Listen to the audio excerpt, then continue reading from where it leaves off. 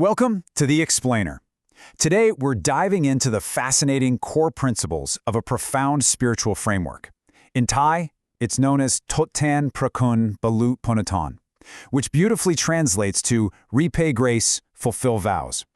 We're going to unpack these source texts to see exactly how this highly structured, incredibly informative path to self-cultivation and enlightenment actually works. To really ground us, we can look to this timeless piece of wisdom from Confucius: direct oneself to make others straight. Think about it. It makes total sense, right? You absolutely have to correct yourself first, both physically and mentally, before you can ever hope to guide anyone else. If your own path is a mess, how could you possibly help straighten someone else's? Okay, so here's our roadmap for this journey. We're breaking this down into 6 practical steps: awakening to impermanence, recognizing the 4 great graces, establishing a moral foundation through precepts, practicing the 6 paramitas, extending compassion through diet, and finally, fulfilling your vows. Let's get right into it. Step 1 is all about awakening to impermanence. Look, the hard truth the text hits us with right away is that life is incredibly fleeting. Our youth and our health, they vanish in the blink of an eye. And it doesn't matter how much wealth or power you accumulate, you literally cannot buy more time. So, the urgent takeaway here is to wake up and use the capable physical body you have right now to create lasting, positive value rather than just chasing temporary worldly pleasures. Which leads us directly into step 2, the 4 great graces.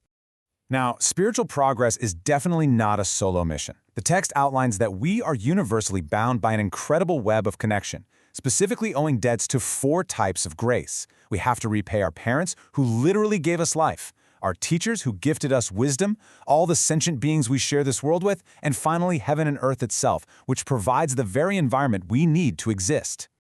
So how do we repay all that without messing up? That brings us to part 3, precepts, our moral foundation.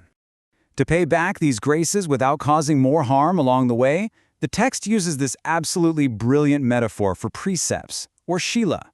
Instead of looking at moral rules as these rigid, restrictive chains, think of them as train tracks. They are the essential safety rails that keep your spiritual train moving forward. Without those tracks, you're going to derail, and suffering is pretty much guaranteed. But here's where it gets really interesting. Why are you following these rules? The text contrasts our internal motives. A lower-level practice is keeping these moral boundaries just because you're scared of punishment, or maybe you're hoping for some worldly payoff. But the ultimate, highest level, that's holding these boundaries out of pure, selfless compassion for every living being, with the final goal of actually achieving Buddhahood. Building on that solid moral track, we hit part 4, the 6 paramitas. The Bodhisattva's journey is perfectly captured by the image of a pure, unblemished lotus flower. I just love this analogy. Just like a lotus manages to grow flawlessly clean out of thick, dark, messy mud, a true spiritual practitioner uses specific virtues to rise above our everyday chaos and worldly attachments. And here are the exact tools, the 6 paramitas, designed to fix our core human flaws. Check this out. Charity is the active cure for greed. Maintaining those precepts we just talked about overcomes misconduct. Patience is your ultimate antidote to anger. Diligence cures laziness. Meditation cuts through mental confusion. And finally, wisdom roots out deep-seated ignorance. By actively practicing these 6 steps, you are literally transforming your karma. Let's look at one of the most practical applications of this in step 5, compassion through diet. The source material brings in some pretty staggering demographic data to show how what we eat impacts our physical vessel. It sharply contrasts communities that rely on grains and vegetables, like a Russian mountain village where life expectancies hit up to 120 years, or the vegetarian Hunza tribe, with heavy meat hunting populations which chart significantly lower average lifespans. It's a really stark contrast. But it goes way beyond just physical health stats.